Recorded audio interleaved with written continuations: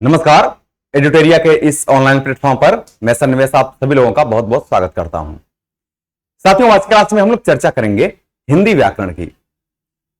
और आपका देख सकते हैं कि एईडीओ में जो हिंदी का रोल है वो क्वालिफाइंग मार्क्स ही है, बट 70 क्वेश्चन आपको हिंदी से पूछे जाएंगे।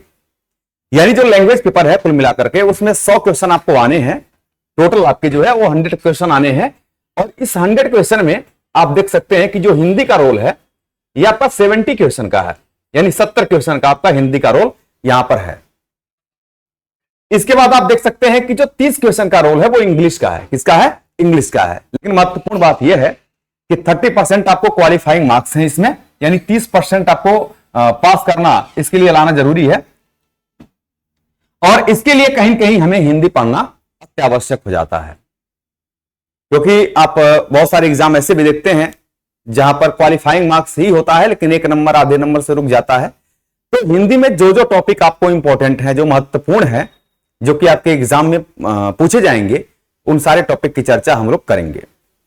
सबसे पहले मैंने यहां पर लिखा है हिंदी व्याकरण।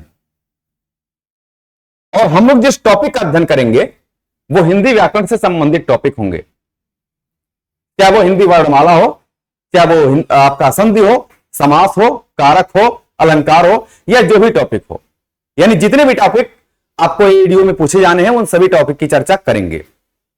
लेकिन महत्वपूर्ण बात यह है कि आज की क्लास में हम लोग सिलेबस की चर्चा नहीं करेंगे। वजह यह है कि आज हम लोग पहला दिन है तो कुछ चीजों को हम लोग पढ़ेंगे और सिलेबस की चर्चा हम लोग किसी दिन कर लेंगे। ठीक है, तो शुरू करेंगे आज का एक महत्वपूर्ण टॉपिक जिसका नाम है हिंदी वर्णमाला। सबसे पहले हम ये जानते हैं कि हिंदी व्याकरण है क्या चीज। मेरे साथ बहुत सारे साथी जुड़ चुके हुए हैं। संतोष जी हैं यहाँ पर, राजन जी हैं, पिंटू जी हैं, पुनीत कुमार है। सभी लोगों को गुड मॉर्निंग, सभी लोगों को नमस्कार। कैसे हैं आप लोग? बढ़िया हैं, मस्त हैं। शुरू करते हैं और जानते हैं कि भाई हिंदी व्याकरण है क्या चीज। सबसे पहले ये जानते हैं हम लोग कि हिंदी व्याकरण है क्या, क्योंकि हम शुरू ही कर रहे हैं हिंदी व्याकरण को। तो भाई हिंदी व्याकरण क्या है, एक हेडिंग लगाएंगे, हिंदी व्याकरण क्या है। हिंदी व्याकरण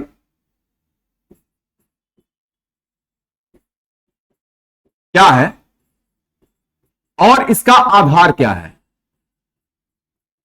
और इसका आधार क्या है, और इसका आधार क्या है।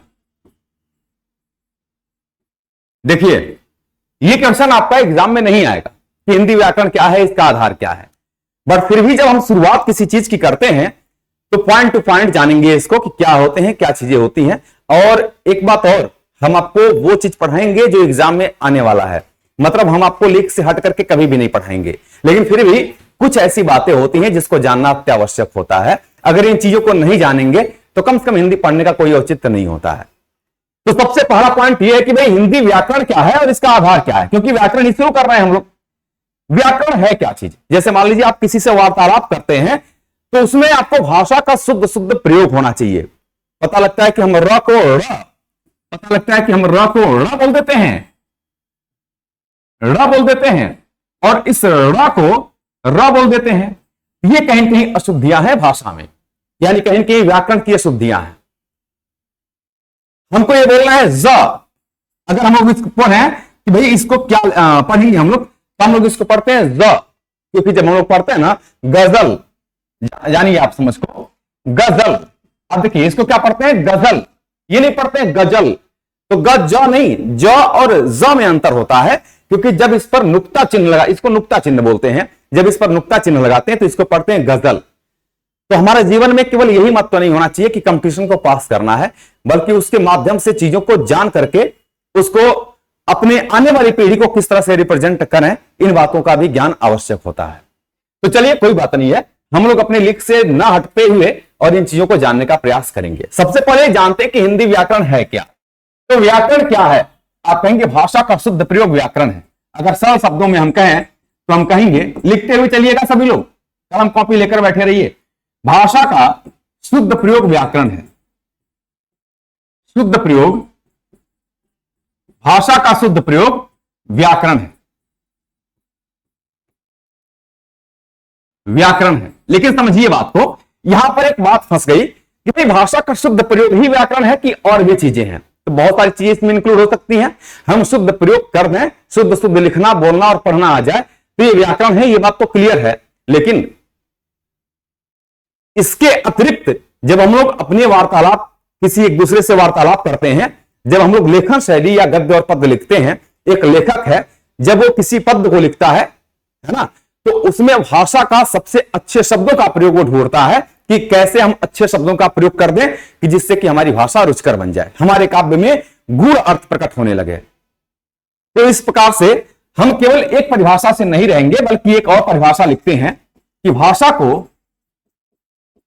को मानक स्तर पर ले जाने,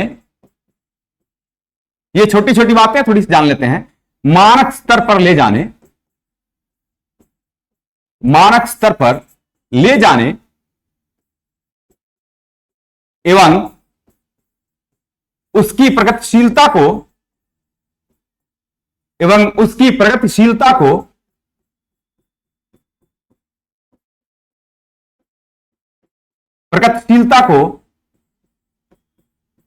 बनाए रखने के लिए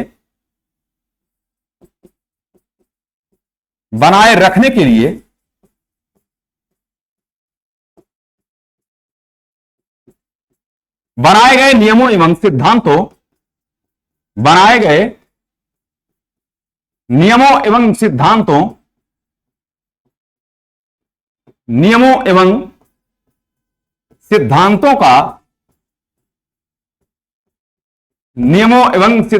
का सर्वमान्य समूह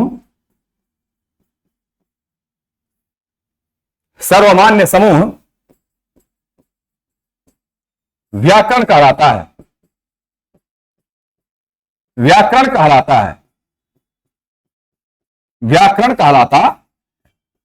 ठीक है, अब ये आपको पूरी बातें स्पष्ट हो गई। वास्तव में अगर हम व्याकरण की बात करते हैं तो व्याकरण क्या है, तो आप कहेंगे कि भाई भाषा को मानक स्तर पर एक उसका स्तर होना चाहिए, अपना एक स्टैंडर्ड होना चाहिए, हर व्यक्ति का होना चाहिए, हर भाषाओं का होना चाहिए, और कहीं न कहीं जीवन में हर चीजों का होना चाहिए। तो भाषा को मानक स्तर पर ले जाने और उसकी प्रगतिशीलता को बनाए रखने के लिए बनाए गए जो नियम और सिद्धांत हैं, इसका सर्वमान्य समूह व्याकरण कहलाता है।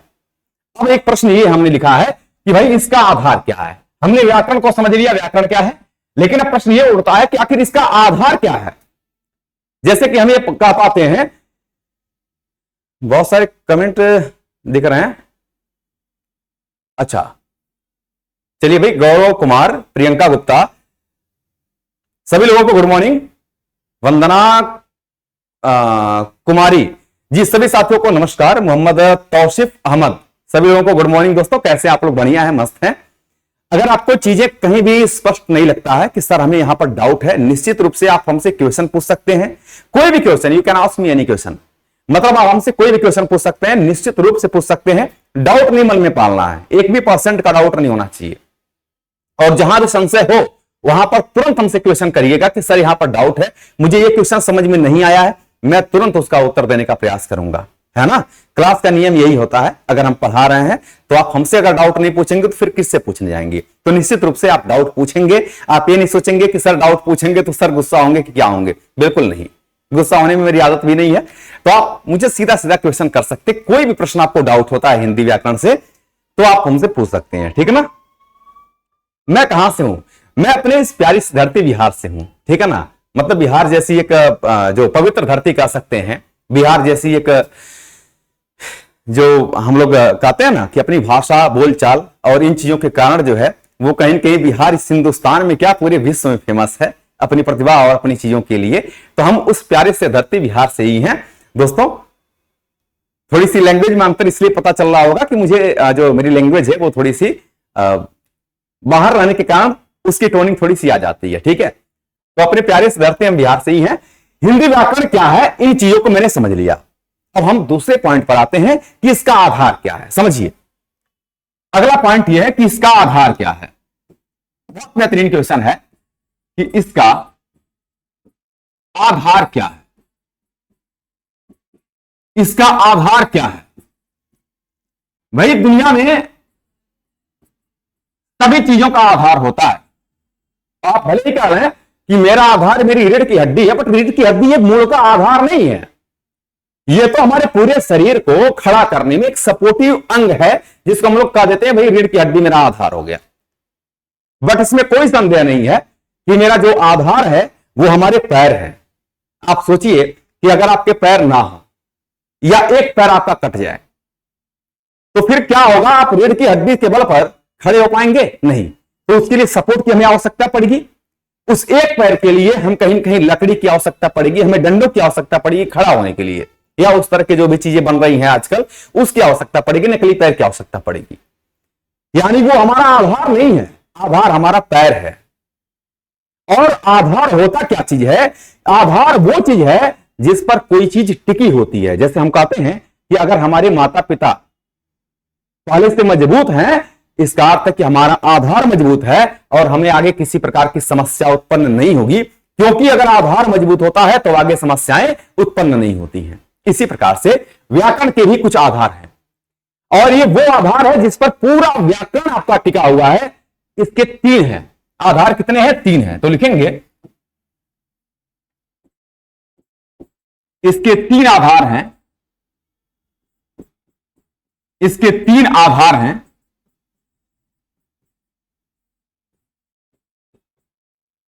आधार हैं जिसमें पहला है आपका, पहला है वर्ण विचार।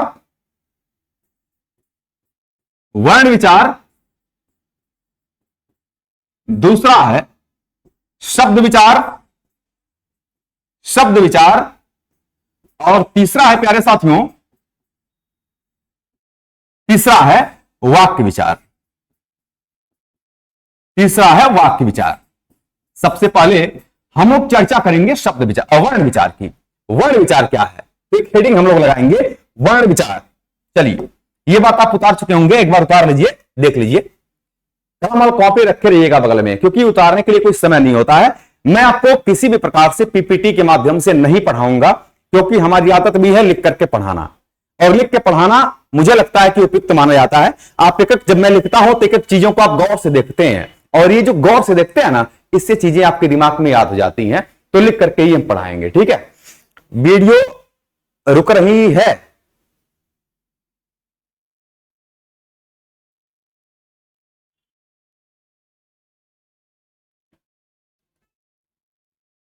चलिए, तो यहां पर सबसे पहले दोस्तों हम लोग चर्चा करेंगे वर्ण विचार की, कि वर्ण विचार क्या होता है।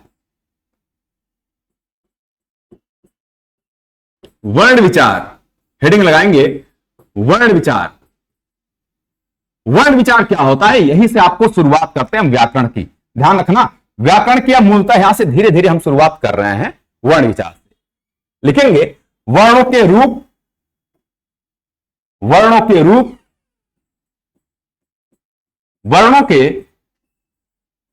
रूप, रचना,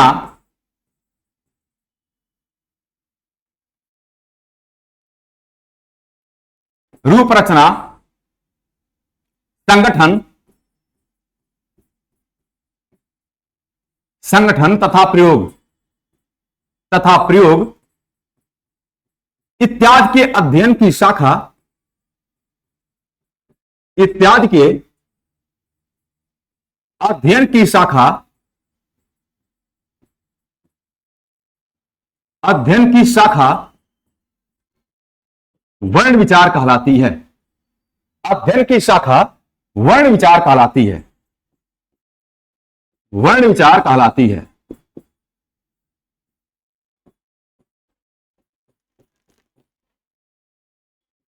वर्ण विचार कहलाती है। मैंने यह कहा कि वर्णों के रूप, रचना, संगठन तथा प्रयोग इत्यादि के अध्ययन की शाखा वर्ण विचार कहलाती है, और इसके अंतर्गत हम संपूर्ण वर्णमाला का अध्ययन करते हैं। और इसके अंतर्गत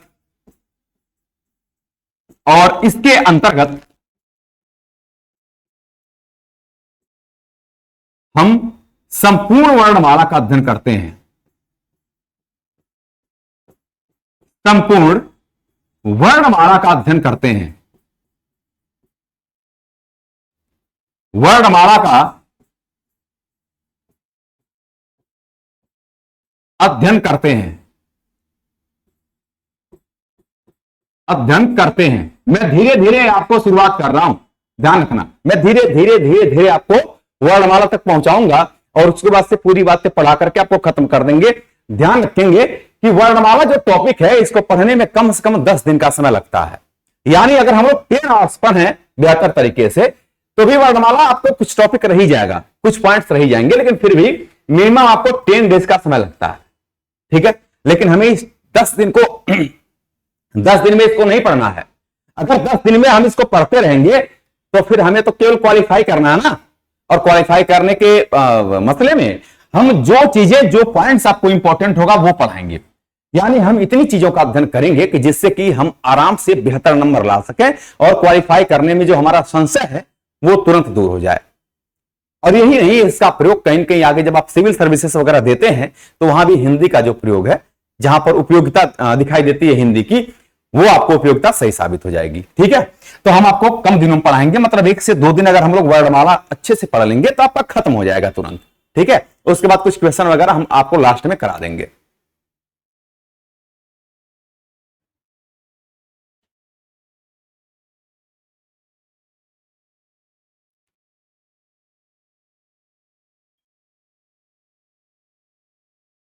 कोई कह रहा है कि सर सिलेबस लिखवा देते, तो मैं सिलेबस आपको अगले दिन लिखवा दूंगा। आज इसलिए मैं नहीं लिखवाया हूं कि आपको आज हम सिर्फ और सिर्फ पढ़ाएंगे। मेरा जो है कि विचार भी था कि कम से कम हम लोग, आज धनतेरस है तो सिलेबस हम लोग अगर पढ़ते हैं, उसको बताते हैं एक पॉइंट्स को, तो मुझे लगता है कि 10-15 मिनट का समय लगेगा, इसलिए उचित नहीं है सिलेबस को बताना। हम उसको अगले दिन चर्चा कर लेंगे। आज कम से कम कुछ बातों का अध्ययन कर लेते हैं, कुछ जानकारी प्राप्त कर लेते हैं। अगली क्लास में हम आपको सिलेबस की चर्चा कर देंगे। तो इसके अंतर्गत हम संपूर्ण वर्णमाला का अध्ययन करते हैं। सबसे पहले यहां पर हम आपको यह दिखाते हैं कि जो आपका ये दिया था ना कि वर्णों के रूप, रचना, वर्णों के रूप, रचना, संगठन तथा प्रयोग इत्यादि के अध्ययन की शाखा जो है वो वर्ण विचार कहलाती है। इसका अर्थ क्या है? जैसे मान लीजिए हम किसी वर्णों का एक रूप दे दिए, है ना, कोई भी वर्ण हुआ, मैंने कहा क वर्ण,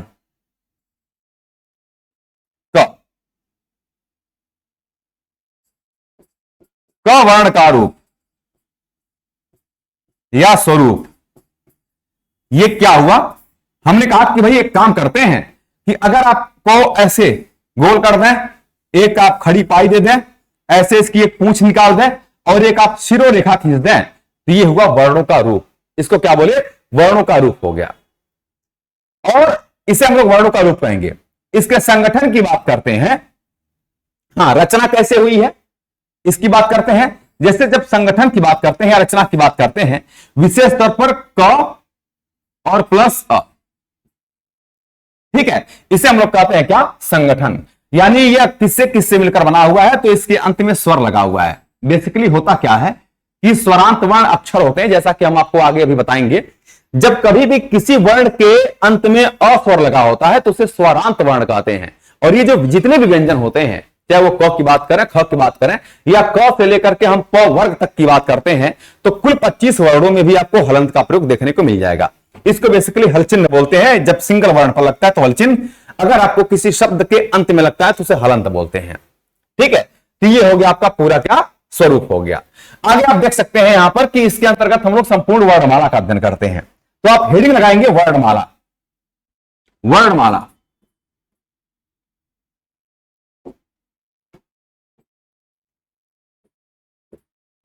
वर्णमाला, वर्णमाला क्या होता भी? तो आप कहेंगे वर्णों के व्यवस्थित स्वरूप को, वर्णों के व्यवस्थित समूह को, व्यवस्थित समूह को वर्णमाला कहते हैं।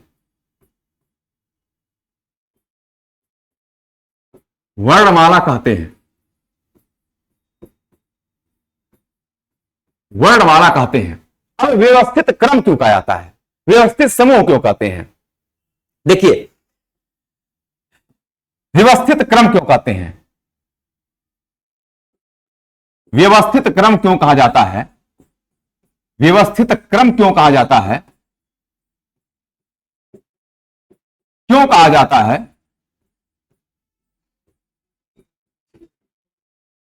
क्यों कहा जाता है? प्रश्न ये उठता है कि भाई आखिर हम लोग इसको व्यवस्थित क्रम क्यों कहते हैं, इसके पीछे का लॉजिक क्या है?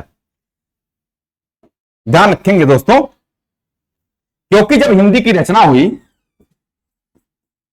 क्योंकि जब हिंदी की रचना हुई,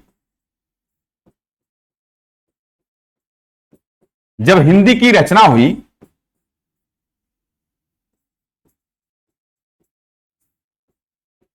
जब हिंदी की रचना हुई तो छ का क्रम क वर्ग के बाद आता है। या हम कह सकते हैं कि जब हिंदी की रचना हुई तो क के बाद छ,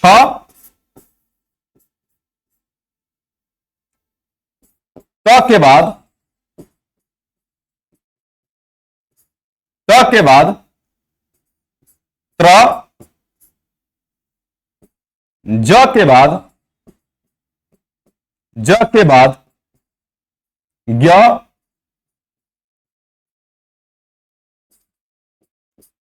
और श के बाद त्र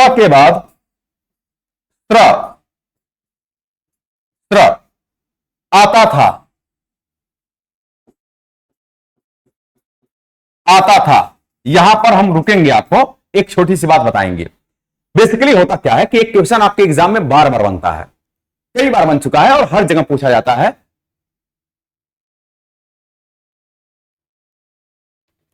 गलती कर दी है, हमें सिलेबस पहले ही बता देना चाहिए था, है ना चंदन कुमार? मैंने आपसे यह कहा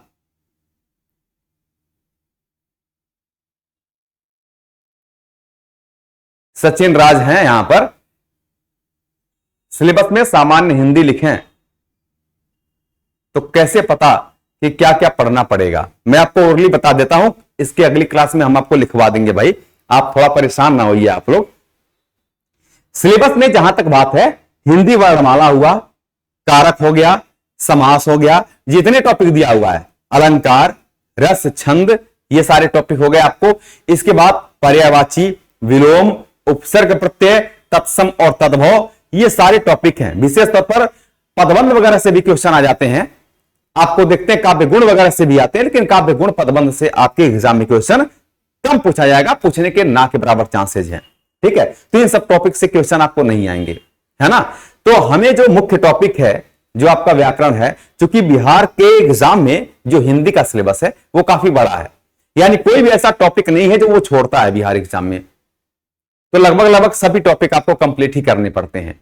लेकिन हमें यहां पर जो एग्जाम में क्वेश्चन आएगा उन टॉपिक की चर्चा करेंगे, और विशेष तौर पर चाहे वो हम लोग वर्णमाला की बात करते हैं, चाहे वो हम लोग बात करते हैं संधि की, चाहे हम लोग बात करते हैं कारक की या समास की, चाहे हम लोग बात करते हैं संज्ञा, सर्वनाम, क्रिया, विशेषण और अव्यय, यानी संज्ञा से लेकर के अव्यय तक की बात करते हैं, लिंग, वचन और काल, कारक की बात करते हैं, या फिर उपसर्ग प्रत्यय की बात करते हैं, ये सारे टॉपिक, अलंकार, रस, छंद की बात करते हैं, ये सारे टॉपिक आपके एग्जाम में इंक्लूड है ना। और इस सिलेबस की चर्चा मेरे साथियों आप थोड़ा सा पेशेंस रखेंगे, अगली क्लास में जब मैं आपके सामने उपस्थित रहूंगा तो वहां पर इन सभी टॉपिक को हम आपको लिख देंगे।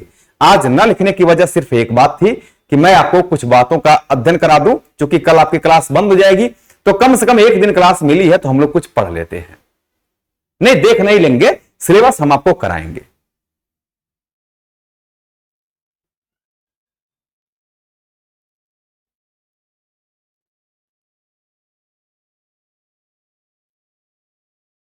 ठीक है, तो इसकी चर्चा हम नेक्स्ट क्लास में करा देंगे। ये अगर हम आपको सिलेबस बताते हैं आज, तो मुझे लगता है कि हम लोग कुछ पढ़ नहीं पाते, और आज एक दिन का समय मिला था तो मैंने सोचा आपको कुछ शुरुआत कर देते हैं, वो अच्छा रहेगा, है ना, शुभारंभ होना चाहिए। आज कम से कम धनतेरस से तो कुछ तो लाभ होना चाहिए ना, इसीलिए हमने सिलेबस की चर्चा नहीं किया है। अगली क्लास में हमारी जब आपसे मुलाकात होगी तो उसमें हम सिलेबस की चर्चा अवश्य करेंगे। तो हमने ये कहा आपको कि भाई व्यवस्थित क्रम क्यों कहा जाता है, क्योंकि मैंने कहा ना कि वर्णों के व्यवस्थित और क्रमबद्ध समूह को वर्णमाला कहते हैं। मैंने एक ही चीज पूरा लिख दिया है, बात वही हो गई। तो व्यवस्थित क्रम क्यों है, क्योंकि जब हिंदी की रचना हुई तो क के बाद क्ष आता है, क के बाद त्र आता था, ज के बाद ज्ञ आता था, और स के बाद आपका स्र आता था। ऐसा क्यों आता था, इसके पीछे का एक लॉजिक छिपा हुआ है। बेसिकली होता क्या है मेरे साथियों कि क के बाद छ का स्थान क्यों आया, प्रश्न यह है आखिर क के बाद छ का स्थान अगर आया तो क्यों आया, क्योंकि जो एक छ है ना आपका, यह दो चीजों से मिलकर बना हुआ है और हिंदी वर्णमाला में कुल मिलाकर के संयुक्त वर्णों की संख्या केवल 4 मानी जाती है, जिसमें कि आपका एक स्थान आता है छ का, एक स्थान आता है आपका त्र का, छ त्र, दूसरा तीसरा आता है आपका ज्ञ का, और चौथा स्थान आता है आपका स्त्र का। क्या आता है, स्त्र का आता है। अब समझिए यहां पर छ किन दो शब्दों के योग से बना होता है। जब हम लोग छ की बात करते हैं, इसको पढ़ते हैं छ छ, हम आपको छ नहीं पढ़ रहे हैं, देखिए दोनों में अंतर है। जैसे ये लिखा क्या गया आपका छ छ, इसको पढ़ते हैं कक्षा, और इसको एकदम शुद्ध पढ़ना है तो हम कहेंगे कक्षा कक्षा। आपने कभी उत्तर प्रदेश के मुख्यमंत्री माननीय योगी आदित्यनाथ जी का भाषण आपने सुना होगा, वो हमेशा बोलते रहते हैं कि उत्तर प्रदेश की सुरक्षा व्यवस्था अत्यंत महत्वपूर्ण है। तो उत्तर प्रदेश की सुरक्षा व्यवस्था, सुरक्षा वो पढ़ते हैं ना, इसको वो पढ़ते हैं सुरक्षा। क्या पढ़ते हैं, सुरक्षा पढ़ते हैं। और वास्तव में ये जो आपका है ना, ये जो भी वर्ण है इसको हम लोग स पढ़ते हैं, यानी क और श आना चाहिए।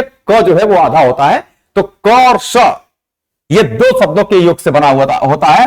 यही हम आपको बताना चाह रहे हैं, क और श के योग से बना होता है। ठीक है। और एक बात और मैं आपको बताना चाहता हूं, बेसिकली यहां पर दोस्तों होता क्या है ना कि जो पहला वाला वर्ण है इस पर हलंत का प्रयोग या हल चिन्ह का प्रयोग होता है। क्योंकि सिंगल वर्ण पर जब ये वाला चिन्ह लगता है तो इसको हलंत नहीं बल्कि हल चिन्ह पढ़ते हैं। और अगर मैं कह दूं कि इसको क्या बोलेंगे, इसको क्या बोलेंगे, तो आप कहेंगे कि यहां पर जो ये लगा हुआ है ना अंत में, इसको हलंत पढ़ेंगे। हलंत जो प्रयोग में आता है वो किसी शब्द के अंतिम वर्ण के साथ लगता है और हल चिन्ह किसी सिंगल वर्ण पर लगता है। इन दोनों में ये अंतर होता है। अब हम एक बात और बताते हैं, डॉक्टर पृथ्वीनाथ पांडे जी, उनकी किताब आप जब पढ़ेंगे तो उसमें एक छोटा सा मिस्टेक है। उनकी गलती नहीं है, प्रिंट की गलती है, छापने की गलती है ना, प्रिंट की गलती हो जाती है। उसमें बेसिकली क और श इन दोनों पर हलंत का प्रयोग किया गया है।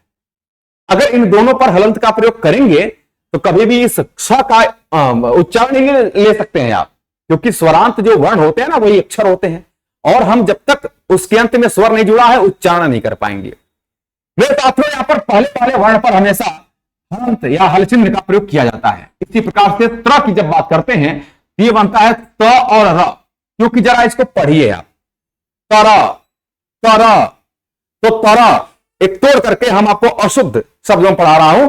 तर यानी तर तर, यानी पहले त आएगा फिर आपका र आता है। और ध्यान रखेंगे कि र ये स्वरयुक्त है, ये स्वरयुक्त है, लेकिन इनमें स्वरों का प्रयोग नहीं है।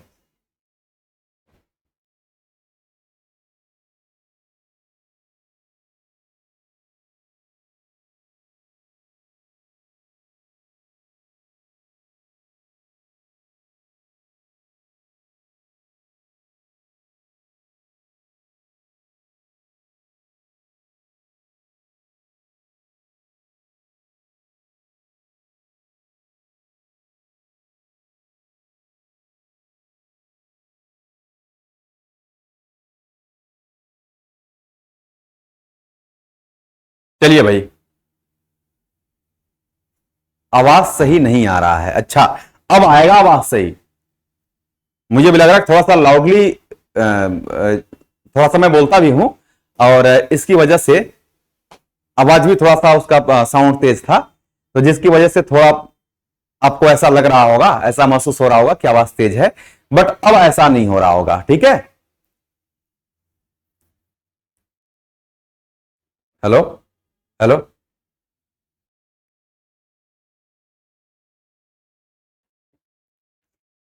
चलिए तो हम लोग शुरू करते हैं।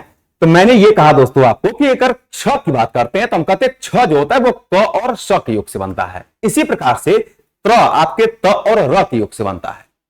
प्यारे साथियों, इसी प्रकार से जब ज्ञ की बात करते हैं तो ज्ञ बनता है आपका ज और य के योग से। य कौन से वर्ण में आता है? च छ ज झ, बताइए बताइए, च छ ज झ। ठीक है। और फिर ट ठ ड ढ ड़, तो यहां आपके चवर्ण में आ जाता है।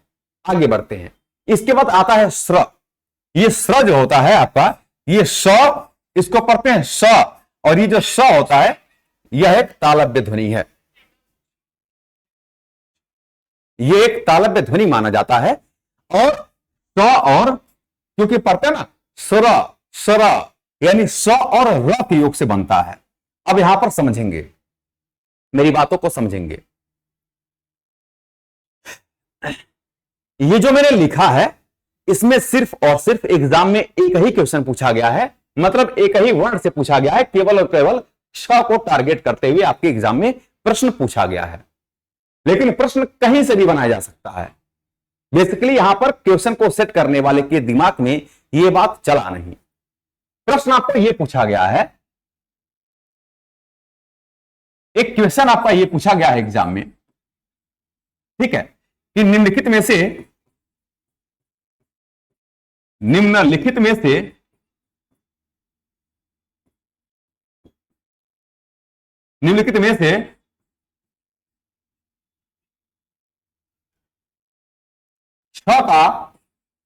छ का क्रम, निम्नलिखित में से हिंदी वर्णमाला में, ऐसे लिख लीजिए, हिंदी वर्णमाला में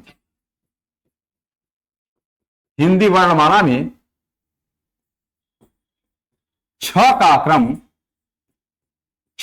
क्रम किस वर्ण के बाद आता है, किस वर्ण के बाद आता है, किस वर्ण के बाद आता है। एक बहुत ही महत्वपूर्ण प्रश्न है ये, किस वर्ण के बाद आता है। समझिए बात को कि निम्नलिखित में से हिंदी वर्णमाला में छ का क्रम किस वर्ण के बाद आता है। मेरे साथियों, अगर हम ऑप्शन की बात कर लेते हैं तो ए विकल्प में मैंने आपको दे दिया ख, मतलब ख के बाद आपको बी विकल्प में मैंने दे दिया श के बाद, ट के बाद विकल्प आपका सी है, क के बाद, और मैं लास्ट विकल्प में आपको दे दिया, यानी डी वाले ऑप्शन में मैंने दे दिया कि च के बाद, देखिए अब समझ लेंगे यहीं पर। बेसिकली हम पढ़ते तो जरूर हैं, बचपन में हमने चीजों को पढ़ा है, कॉम्पिटिटिव लेवल पर भी हम इन चीजों को पढ़ते हैं, लेकिन भूल क्यों जाते हैं। जो भूलने की हमारी बीमारी है वो क्यों है। अब पता है, भूलना मतलब इसको भूलना ना कैसे पढ़ें, इसके लिए मैंने YouTube पर कई वीडियो देख रखा कि ऐसे पढ़िए या नहीं भूलेंगे, ऐसे पढ़िए, सब बेफालतू की बातें हैं। सच्चाई ये है कि जब हम चीजों को गहराई से नहीं पढ़ेंगे, जब तक चीजों को समझ नहीं पाएंगे और हमारी समझ वहां तक पहुंच नहीं पाएगी, तब तक हम उन चीजों को निश्चित रूप से भूलेंगे ही भूलेंगे। देखिए कैसे आंसर आपके आ गए हैं, कोई बी दे रहा है, कोई क दे रहा है और कोई ह दे रहा है ना। ये क्या है आंसर, जरा बताना सभी लोग। पद्मा मेहता, इनके आ रहे हैं आंसर क के बाद। मेरे और भी साथी जो हैं यहां पर वीडियो को देख रहे हैं, वो सभी लोग जरा आंसर बताएं तो। मेरे जितने भी सहयोगी हैं यहां पर सभी लोग आंसर बताएं। अमरजीत पटेल, आंसर इनके बी आ रहा है और इनका कहना है कि श के बाद होगा। फिर आंसर आपके सी भी आ रहे हैं, कन्हैया जी हैं, इनका आंसर बी आ रहा है, ये कह रहे हैं कि भाई श के बाद हो जाएगा। फिर आपके सी आंसर भी आ रहे हैं, ममता हैं, कन्हैया जी हैं, अमरजीत हैं, और कुछ ही लोग साथी ऐसे हैं जो आपको आंसर यहां पर देते। मोहम्मद जी हैं, मोहम्मद तौसीफ, श्याम और BS, है ना। चलिए कोई बात नहीं है, आंसर आपके जो भी आ रहे हैं, मुझे ये बात पता भी नहीं है कि कौन सा आंसर सही होगा इसमें से, ठीक है। मैं इनकी बात नहीं करूंगा, अभी आप ही आंसर देंगे। अभी थोड़ा सा रुक जाइए, मैं आपसे ही इसका आंसर पूछ लूंगा, क्योंकि मुझे यह बात नहीं पता है कि किस वर्ग के बाद या किस वर्ण के बाद आता है ना। मुझे इसका आंसर खुद भी नहीं पता है। चलिए हम आपसे ही पूछते हैं कि इसका किस वर्ग के बाद आएगा, लेकिन बस 1 मिनट का समय दीजिए, आपको आंसर खुद पता चल जाएगा। मेरे साथियों, हमेशा एक बात ध्यान रखना, केवल यही क्वेश्चन आपके एग्जाम में बार बार घुमा फिरा करके पूछा गया है। लेकिन अगर सपोज दैट ये सारे क्वेश्चन भी तो होते हैं भाई, संयुक्त वर्ण ये भी है, अगर आपसे पूछ दिया जाए तो आप जवाब क्या देंगे? तो समस्या इस बात की है कि जो छ होता है मेरे साथियों, ये क और श के बाद आता है। ये किसके बाद आता है? क्षमा चाहता हूं, ये किसके किसके योग से बना है? क और श के योग से बना हुआ है। और क और श के योग से बने होने का मतलब यह है कि छ का स्थान उसी वर्ण के बाद आएगा जो वर्ण इस छ में सम्मिलित होगा। मैंने क्या कहा? मैंने कहा कि छ का क्रम, इस छ का क्रम उस वर्ण के बाद आएगा जो वर्ण इस छ में सम्मिलित होगा।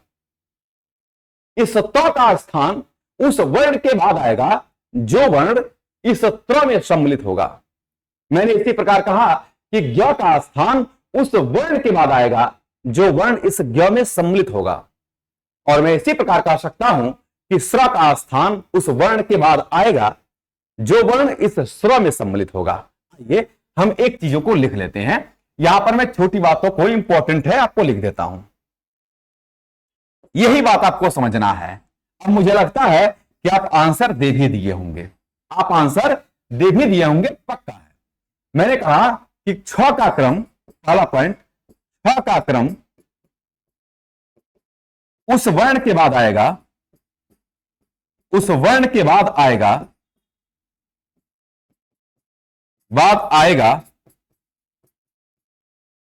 जिसमें, उस वर्ण के बाद आएगा जो वर्ण छ में सम्मिलित होगा, छ में सम्मिलित होगा, सम्मिलित होगा। ये बातें स्पष्ट हो गई। ये हमने केवल और केवल छ का बताया। अगर मैं इसी प्रकार से एक और वर्ण को ले लेता हूं, ठीक है, हमने कहा कि ज्ञ को ले लेते हैं, तो ज्ञ का क्रम आप लिखेंगे, ज्ञ का क्रम, ज्ञ का क्रम उस वर्ण के बाद आएगा, उस वर्ण के बाद आएगा, उस वर्ण के बाद आएगा जो वर्ण, जो वर्ण ज्ञ में सम्मिलित होगा, ज्ञ में सम्मिलित होगा, सम्मिलित होगा। उम्मीद करता हूं कि अब आप ये जान गए होंगे कि छ का क्रम क वर्ग के बाद आता है, क्योंकि बेसिकली ये जो छ है ना, ये छ, ये क इस छ में सम्मिलित होता है। इसीलिए जब हिंदी की रचना हुई थी तो बेसिकली क के बाद छ का स्थान आता था। मैंने यहां पर लिखा हुआ है, आपको देखिए, इसीलिए मैंने कहा क के बाद छ का स्थान आता था। और मैंने यही चीज आपको यहां पर उल्टा क्वेश्चन के रूप में दे दिया है, जिसमें कि आप फंस गए थे। आप सोच लीजिए कि मैंने तुरंत पढ़ाया और तुरंत आप भूल गए, आपके दिमाग में नहीं रहा। इसके पीछे का कारण यह नहीं है कि आपने पढ़ा नहीं है, आप ध्यान से पढ़ नहीं रहे हैं, नहीं, इसके पीछे का लॉजिक ये कतई गलत है। आप ध्यान से पढ़ रहे हैं, आप पहली बार पढ़ रहे हैं, लेकिन समस्या यह हुई कि हमने इन बातों को जाना नहीं कभी। यही कारण है कि हम मिस्टेक करते हुए चले आए। अब आपको उम्मीद करता हूं कि आप इन चीजों को समझ गए होंगे। छ का क्रम किस वर्ग के बाद आता है? तो आप कहेंगे क वर्ण के बाद। और एक बात और याद रख लेना कि क और ख, यही कारण है कि क और ख के बीच में यहां पर छ का स्थान होता था। किसका? छ का स्थान होता था। लेकिन अपने समय और परिस्थितियों के अनुसार जब हिंदी आगे बढ़ी तो इसको व्यवस्थित कर दिया गया। लेकिन एक बात और लिख लेंगे, आप लिखिए, अगला पॉइंट लिख लीजिए, इसी प्रकार, इसी प्रकार अम और अह, अम तथा अह, ये दो क्या है भाई? इसको हम लोग अयोग वाह की संज्ञा देते हैं। कौन सी संज्ञा देते हैं? अयोग वाह की संज्ञा देते हैं। पंडित किशोरीदास वाजपेयी जी ने इसको अयोग वाह कहा है। किसने? पंडित किशोरीदास वाजपेयी, जिसकी चर्चा हम बाद में आपको करेंगे। इसी प्रकार अम तथा अह स्वरों में सबसे पहले आते थे, स्वरों में सबसे पहले आते थे, सबसे पहले आते थे। किंतु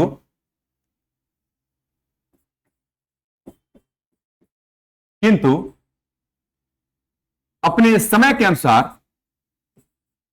अपने समय के अनुसार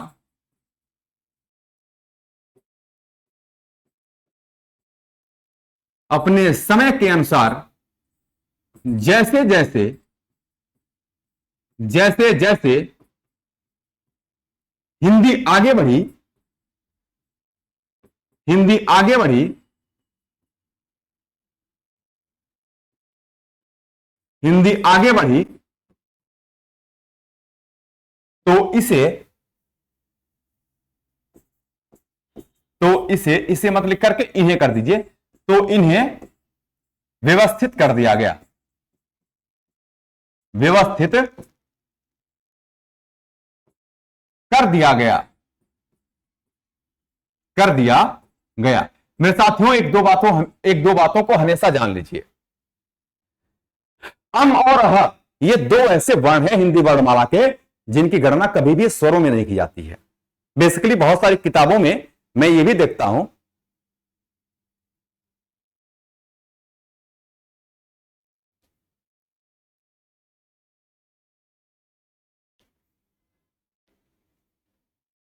देखिए, समझिए बात को। तो मैंने ये कहा कि अम और अह, बहुत सारी किताबों में आपको लिखा होगा कि स्वरों की संख्या 13 हो जाती है। अम और अह को जोड़ने के बाद जो स्वर की कुल संख्या है वो 13 होती है। लेकिन प्यारे साथियों, स्वरों की संख्या केवल और केवल 11 ही होती है। 11 से अधिक स्वर हिंदी वर्णमाला में नहीं होते हैं, जिसमें अ आ उ ऊ, ठीक है, अ आ इ ई, फिर उ ऊ, री, ए ओ औ, इतने ही होते हैं। केवल 11 स्वर होते हैं, जिसमें रस स्वरों की संख्या 4 और 7 आपके दीर्घ स्वर होते हैं। लेकिन अम और अह कभी भी इनकी गणना स्वरों में नहीं करते। क्यों नहीं करते हैं, इसकी चर्चा हम लोग आगे करेंगे, है ना। तो इतनी बातों को आप जान गए होंगे कि इसी प्रकार अम और अह ये स्वरों में सबसे पहले आते थे, किंतु अपने समय काल के दौरान जब हिंदी आगे बढ़ी तो इनको व्यवस्थित कर दिया गया।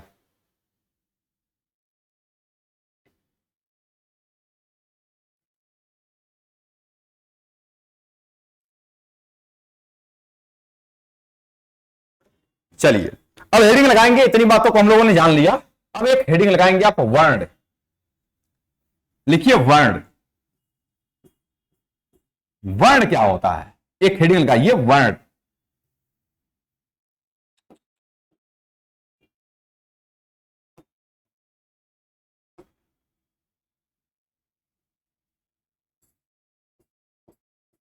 वर्ण, वर्ण किसे कहते हैं, इन बातों को हम लोग थोड़ा सा जानने का प्रयास करते हैं। देखिए, वर्ण किसे कहते हैं, सबसे पहले यह बात जानते हैं। क्या हम इसको वर्ण कहना पसंद करेंगे या हम लोग इसको वर्ण कहना पसंद करेंगे? दोनों में किसको वर्ण कहेंगे, किसको अक्षर कहेंगे? हम लोग इसको वर्ण कहना पसंद करेंगे, यानी किसको हम लोग वर्ण कहेंगे, यह बहुत इंपॉर्टेंट बात है। और किसको अक्षर कहेंगे? आज हम लोग दूध का दूध पानी का पानी कर देते हैं। देखिए, वर्ण होता क्या है ना, कि वर्ण उस मूल ध्वनि का नाम है। इसकी परिभाषा आप लिख लीजिए, लिखेंगे कि वर्ण, वर्ण उस मूल ध्वनि का नाम है, उस मूल ध्वनि का नाम है, उस मूल ध्वनि का नाम है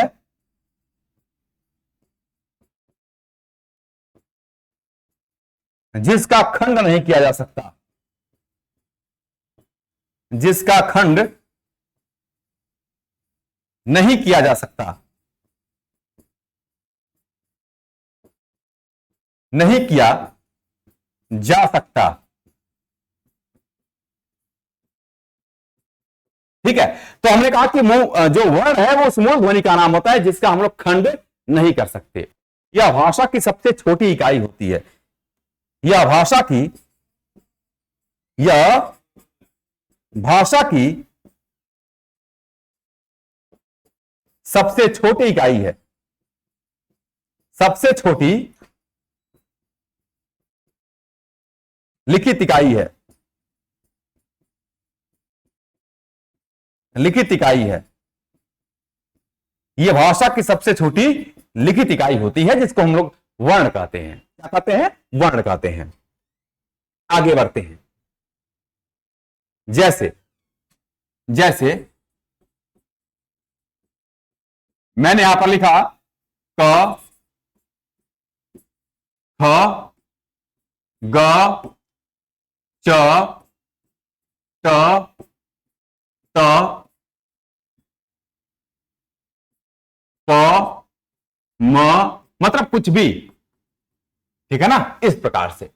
अब एक प्रश्न आपके दिमाग में ये आ रहा होगा, सबसे महत्वपूर्ण प्रश्न ये आ रहा होगा दोस्तों, कि हमने यहां पर जो हल चिन्ह का प्रयोग किया है, हम इसी को वर्ण क्यों बोल रहे हैं? हम ये भी तो कह सकते थे कि ये आपका क हो गया, ख हो गया, ग हो गया, घ हो गया, च, छ, ज, झ, ये सभी आपके वर्ण हैं। एक समस्या उत्पन्न होती है। वर्ण का कई जगह हम जब परिभाषाओं को पढ़ते हैं और उसके विषय में विस्तृत जानकारी प्राप्त करते हैं, तो हमें समझ में आता है कि वर्ण और अक्षर अलग अलग होते हैं। हालांकि किताबों में यह बात देखने को सामान्यतः मिल जाता है कि वर्ण और अक्षर दोनों एक ही हैं, लेकिन भिन्नता है दोनों में। भिन्नता कहां है, इसकी चर्चा मैं आज की क्लास में करने वाला हूं, पहले इसको जान लीजिए। लेकिन अगर हम यहीं पर कह दें कि क्या अ आपका वर्ण है, अगर मैं कह दूं कि आप बताइए ई वर्ण है, अगर मैं कह दूं उ वर्ण है, तो आप कहेंगे कि सर बिल्कुल वर्ण है। फिर अगर मैं आपसे कहता हूं कि अगर ये वर्ण है तो इनके नीचे क्या यहां पर ऐसे हलंत या हलचिन्ह का प्रयोग किया जा सकता है? किया जा सकता है? किया जा सकता है? आप कहेंगे बिल्कुल नहीं किया जा सकता है। इसलिए नहीं किया जा सकता है कि आप सोचिए कि अगर हलंत का प्रयोग यहां पर हुआ है, इसका अर्थ है कि स्वर मुक्त है ये, यानी इससे स्वर अलग है, इससे स्वर अलग है, इससे स्वर अलग है, इससे स्वर अलग है। लेकिन कभी भी यह दो स्वरों के योग से नहीं बना होता है। स्वरों को बोलने में कभी भी दूसरे वर्णों की सहायता नहीं लेनी पड़ती है। किसी भी स्वर के उच्चारण में किसी दूसरे वर्ण की सहायता नहीं लेनी पड़ती है। यही कारण है कि हम लोग इसको क्या कहते हैं, आश्रित ध्वनि के नाम से जानते हैं। यानी इसके उच्चारण में, स्वरों के उच्चारण में किसी दूसरे वर्ण का जो इन्वॉल्वमेंट होता है वो होता ही नहीं है कहीं ना कहीं, है ना। तो इसलिए हलंत का प्रयोग यहां पर नहीं करते हैं, इसीलिए हमने अ ई उ के नीचे हल चिन्ह का प्रयोग नहीं किया है। अब यहां पर एक दो पॉइंट आप लिख लेंगे। पहला पॉइंट आप ये लिखेंगे, यहां पर नोट पॉइंट में ये लिख लेंगे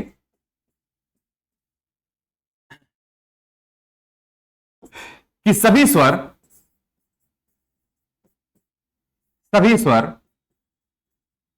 वर्ण के साथ साथ वर्ण के साथ साथ वर्ण के साथ साथ अक्षर भी हैं, अक्षर भी हैं। सभी स्वर वर्ण के साथ साथ अक्षर भी हैं। ये पॉइंट हम जब अक्षर आपको पढ़ाएंगे तो अभी बता देंगे। दूसरा पॉइंट लिख लीजिएगा कि सभी मूल व्यंजन, हम लिख रहे हैं मूल व्यंजन, मूल व्यंजन वर्ण, मूल व्यंजन। ये मूल व्यंजन क्यों लिखे हैं? क्योंकि ये बेसिकली मूल व्यंजन है ना, जिन पर हलचिन्ह का प्रयोग है। तो सभी मूल व्यंजन केवल वर्ण है, केवल वर्ण है, अक्षर नहीं। केवल वर्ण है, अक्षर नहीं, अक्षर नहीं। अब हम लोग सबसे पहले ये लिखेंगे अक्षर क्या होता है। एक हेडिंग लगाएंगे हम लोग, अक्षर। अक्षर किसे कहते हैं? क्योंकि अब आपके दिमाग में अक्षर के विषय में चल रहा होगा। ध्यान रखेंगे अक्षर होता क्या है। लिखिए अक्षर किसे कहते हैं। यहां पर लिखेंगे कि जिनका क्षर या क्षय नहीं होता, जिनका क्षर या क्षय, ये दो शब्दों से मिलकर बना है और उपसर्ग का प्रयोग किया गया है। देखिए अक्षर में आप देख सकते हैं कि अक्षर में ये क्षर है और ये उपसर्ग लगा हुआ है। इसका मतलब है कि जिनका क्षर या क्षय नहीं होता है वही अक्षर कहलाते हैं, यानी जो कभी समाप्त नहीं होते। तो जिनका क्षर या क्षय नहीं होता,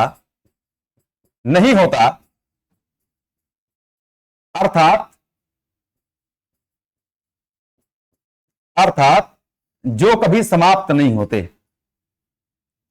अर्थात जो कभी समाप्त नहीं होते,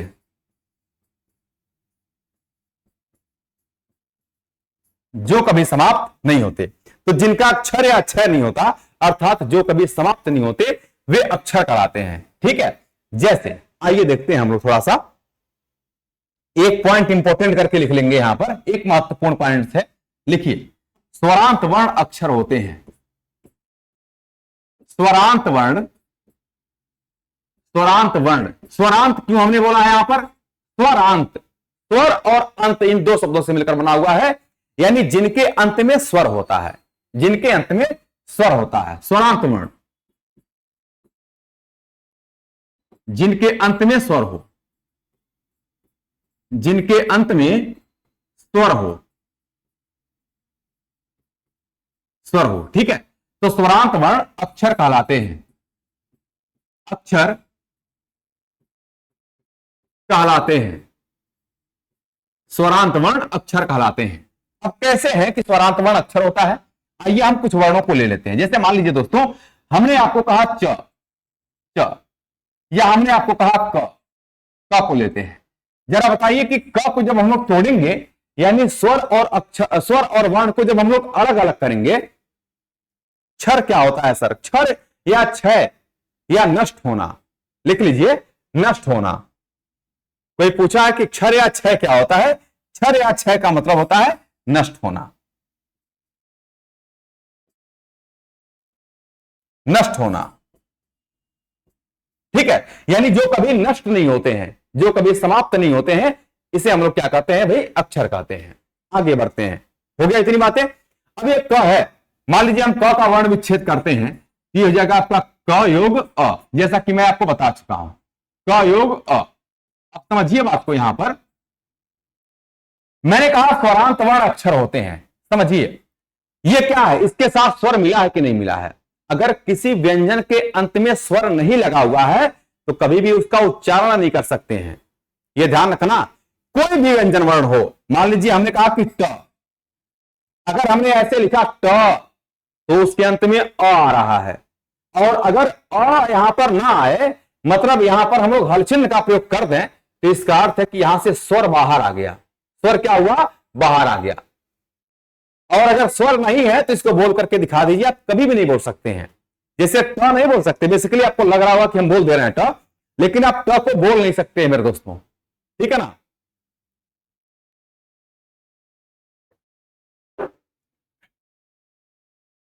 आप ट को कभी भी नहीं बोल सकते हैं, क्योंकि जैसे ही ट बोलेंगे इसके अंत में अ आएगा, और यहां पर तो आपका अ निकल गया, स्वर निकल गया, तो इसका उच्चारण कभी भी नहीं कर सकते।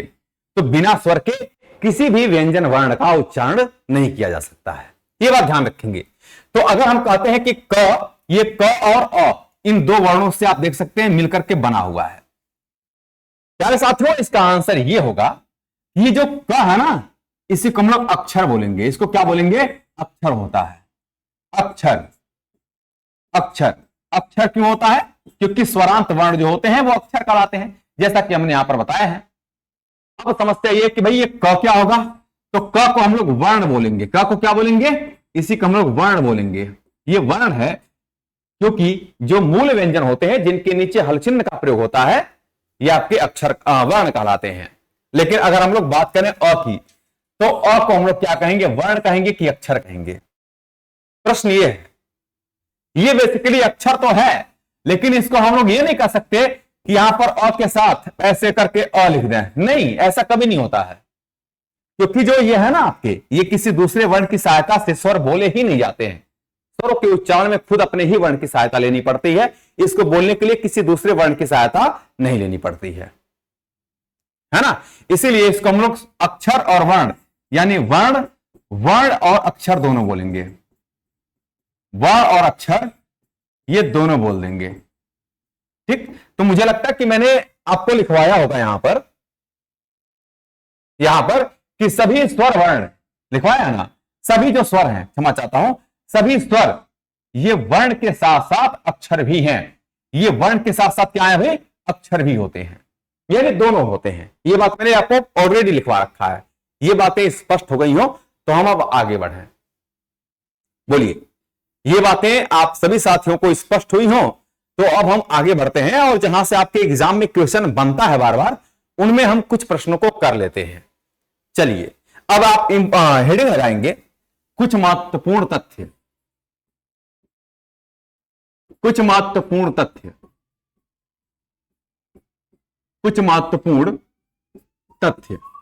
देखिए, हम उन्हीं बातों की आपसे चर्चा करते हैं जो कि आपके एग्जाम में आता है, जो आपके एग्जाम के पॉइंट ऑफ व्यू से इंपॉर्टेंट होता है, और उसी को दृष्टिगत रखते हुए हम आपको इससे रिलेटेड भी चीजों को पढ़ाने का प्रयास करते हैं। साथ ही साथ कुछ ऐसी भी चीजों को हम लोग पढ़ते हैं जो हमारे देश के लिए, हमारे समाज के लिए, और कहीं न कहीं अपनी आने वाली पीढ़ी के लिए और स्वयं अपने लिए महत्वपूर्ण होता है।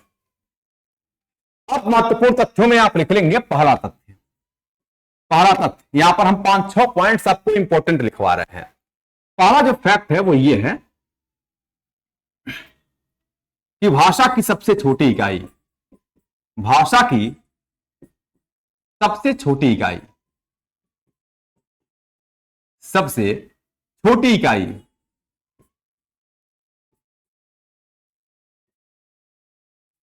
भाषा की सबसे छोटी इकाई क्या होती है? अभी हम लोग इसको लिखते हैं। दूसरा पॉइंट आप लिखेंगे यहां पर कि भाषा की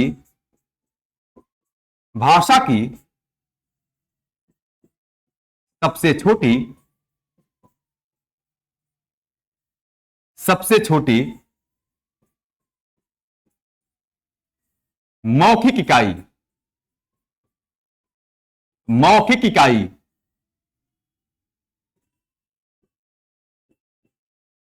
इकाई, ये दूसरा महत्वपूर्ण पॉइंट है। तीसरा महत्वपूर्ण पॉइंट हम लोग लिखेंगे साथियों, भाषा की ये क्वेश्चन आपके एग्जाम में पूछा जाता है। भाषा की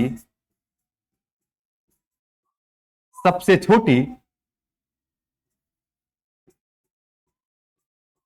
छोटी लिखित इकाई, लिखित इकाई। तीसरा महत्वपूर्ण पॉइंट आपका हो चुका। आइए अब हम लिखते हैं भाषा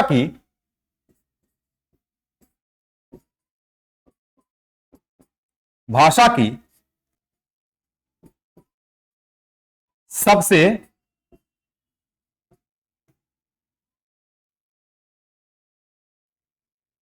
भाषा की सबसे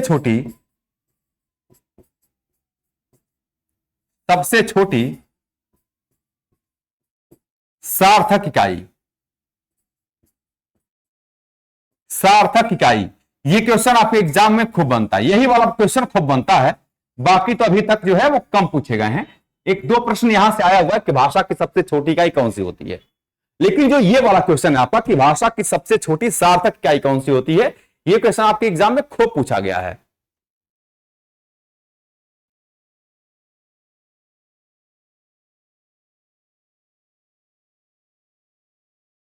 Sunil, excuse me sir, I have optional class timing 12 PM. I will watch। ये क्या है? अच्छा, this lecture recording, thank you sir. कोई बात नहीं, चलिए। तो भाषा की सबसे छोटी जो सार्थक इकाई होती है ये क्या होती है? पांचवा पॉइंट जो इसमें आपको क्वेश्चन पूछा जा सकता है वो ये आ सकता है कि भाषा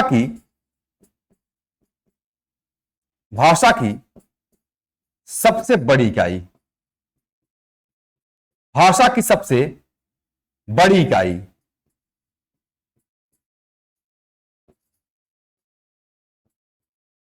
भाषा की सबसे बड़ी इकाई। ठीक है, ये क्या होती है इसको भी हम लोग देखते हैं। और अगला लिख लेंगे छठा कि भाषा की पूर्ण सार्थक इकाई, पूर्ण सार्थक इकाई।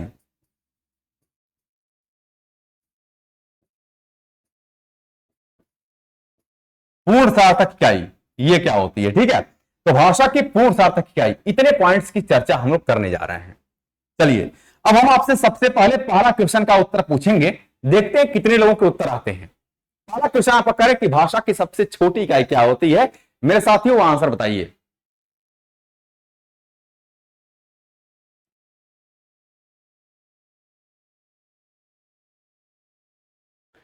एक क्वेश्चन आ गया है रंजन आर्य के, ये कह रहे हैं कि बिना स्वर के व्यंजन वर्ण का उच्चारण नहीं होता तो क हलंत का उच्चारण कैसे करेंगे? क हलंत का उच्चारण कैसे करेंगे, मतलब यह है कि आप क्या कह रहे हैं, क हलंत इसका उच्चारण कैसे करेंगे? नहीं कर सकते। इसका उच्चारण प्यारे साथियों नहीं कर सकते, हम कभी भी नहीं कर सकते हैं। आपको जब अस्वर आएगा ही नहीं तो उच्चारण कहां से कर पाएंगे? इसीलिए अभी इस पॉइंट से भी कुछ बातें आपकी क्लियर हो जाएंगी। बेसिकली होता क्या ना कि भाषा की इसीलिए सबसे छोटी इकाई हम लोग कहते हैं क होता है, जिनका हम लोग खंड नहीं कर सकते। इसलिए हमने वर्ण में एक बात दिखाया है कि वर्ण उस मूल ध्वनि का नाम है, उस मूल ध्वनि का नाम होता है जो जिसका उच्चारण नहीं किया जा सकता है या जिसका खंड नहीं किया जा सकता। मैंने लिखवाया है, यह मूल ध्वनि है, इसका उच्चारण नहीं कर सकते। समझ गया ना?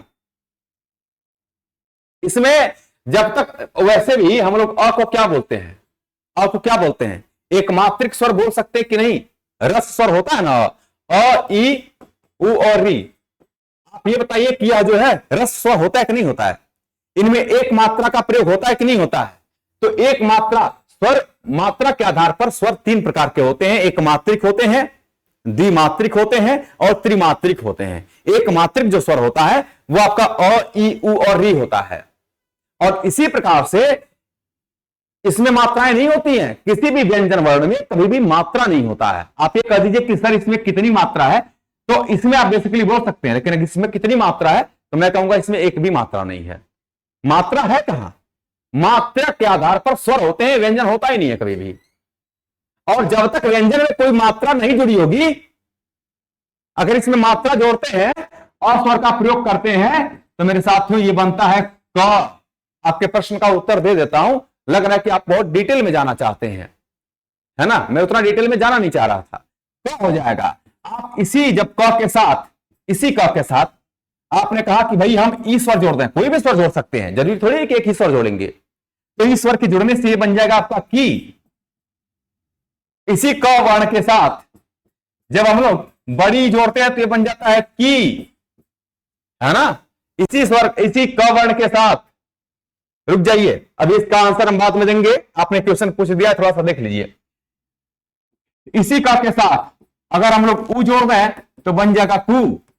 इसी क वर्ण के साथ अगर हम लोग री वर्ण जोड़ दें, री स्वर जोड़ें तो आप बन जाएगा ये क्री। मेरी बात को आप समझ पा रहे हैं? बोलिए एस या नो।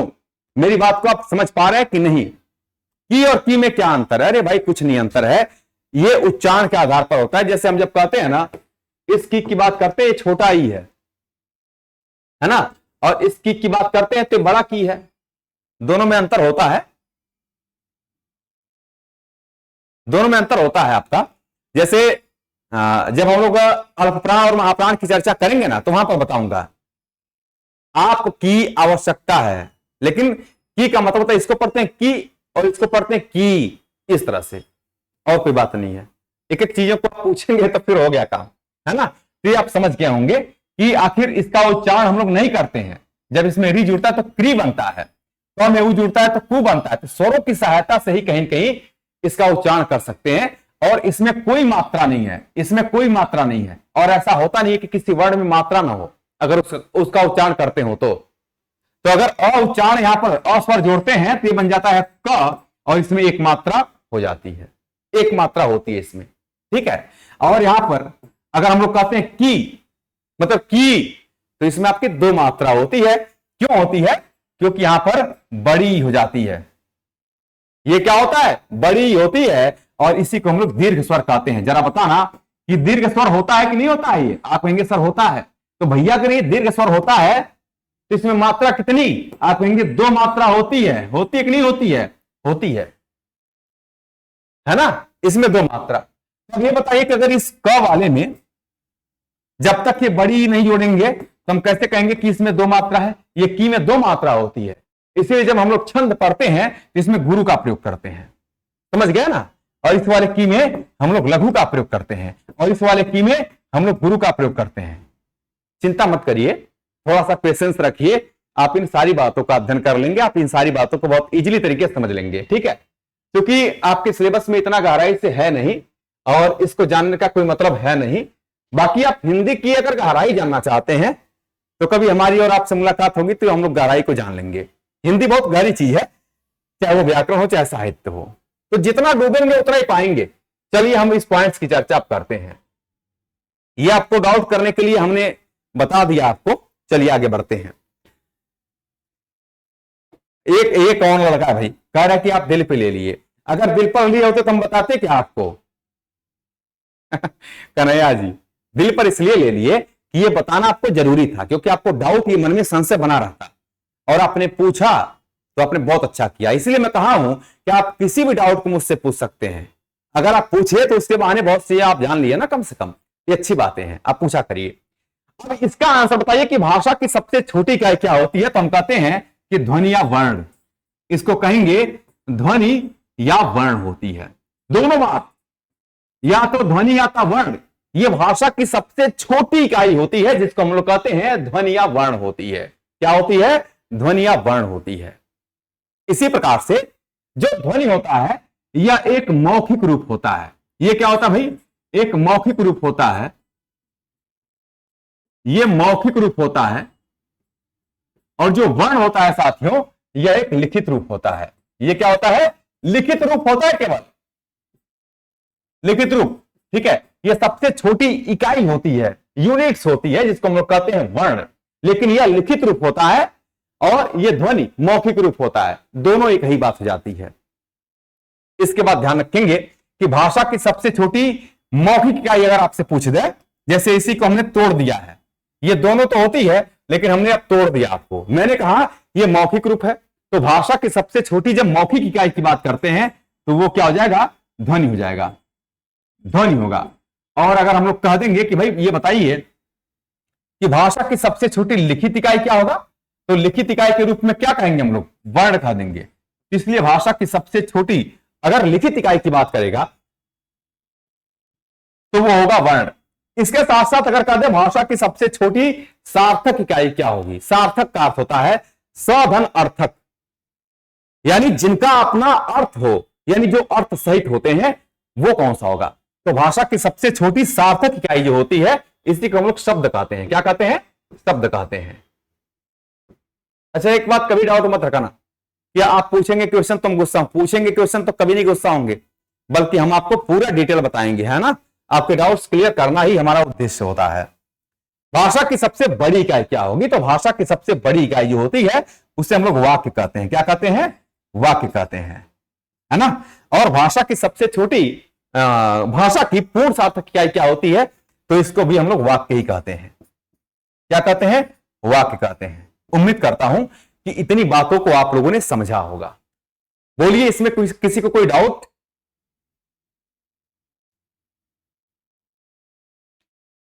रंजन आर्य ये कह रहे हैं कि वाक्य में कैसे पता करेंगे कि की होगा या की होगा।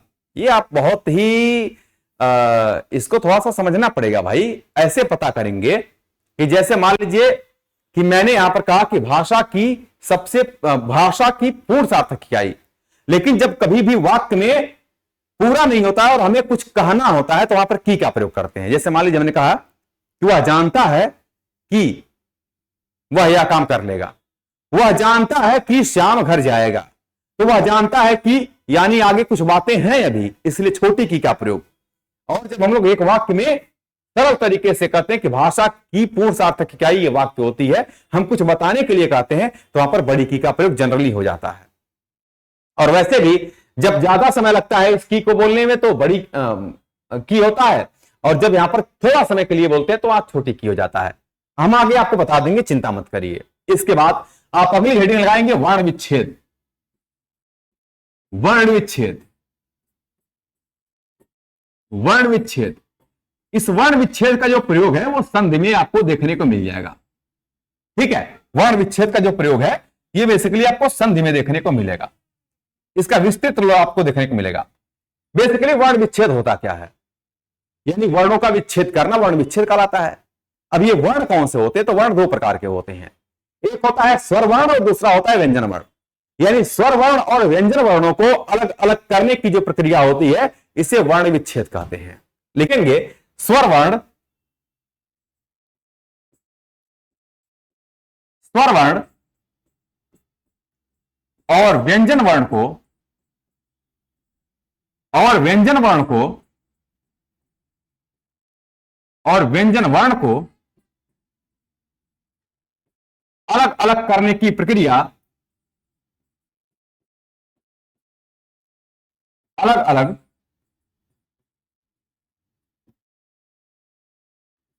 अलग अलग करने की